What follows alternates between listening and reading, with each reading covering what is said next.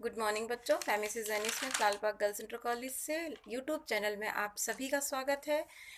Class 10th के लिए subject civics. बच्चों, फर्स्ट लेसन का अभी तक मैंने आपको 4 पार्ट पढ़ाए हैं। आज मैं आपको 5th पार्ट पढ़ाऊंगी।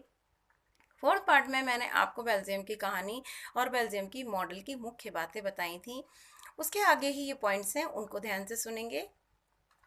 केंद्र सरकार की अनेक शक्तियां देश के 2 इलाकों के क्षेत्रीय सरकारों को सुपुर्द कर दी गई हैं।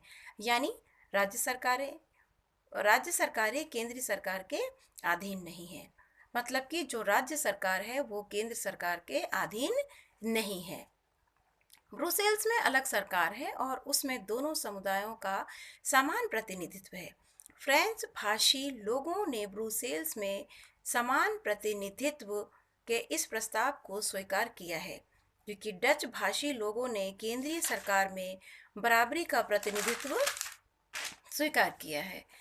केंद्र और राज्य सरकारों के अलावा यहाँ पर एक तीसरे स्तर की भी सरकार काम करती है, यानी सामुदायिक सरकार।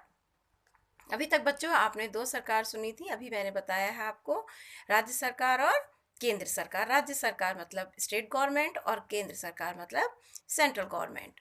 इसके अलावा भी इनकी एक सरकार है सामुदायिक सरकार। इस सरकार का चुनाव एक ही भाषा बोलने वाले लोग करते हैं। मतलब कि जो सरकार चुनी जाती है, जिसका नाम अभी सामुदायिक सरकार दिया गया है, वो एक ही भाषा बोलने वाले लोग चुनते हैं, चाहे वो डच बोलने वाले हों और चाहे वो डच भाषी हों, चाहे वो फ्रेंच भाषी हों। डच, फ्रेंच और जर्मन बोलने वाले समुदाय के लोग, चाहे वे जहाँ भी रहें, इस सामुदायिक सरकार को चुनते हैं। वो देश में कहीं भी रहें, लेकिन वो एक ही भाषा बोलने वाले इस सरकार को चुनते हैं। अब इनको क्या क्या अधिकार हैं देखिए। सामुदायिक सरकार को, इस सरकार को संस्कृति, शिक्षा और भाषा जैसे मामलों पर फैसले लेने का अधिकार है। अभी बताया बच्चों मैंने आप लोग को किस किस का अधिकार है। संस्कृति, कोई भी संस्कृति प्रोग्राम हो, शिक्षा, कोई भी एजुकेशन हो, और भाषा, कोई भी भाषा हो।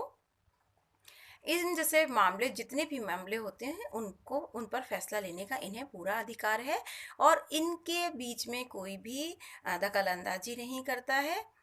तो बच्चों, उम्मीद है कि सबको समझ में आया होगा।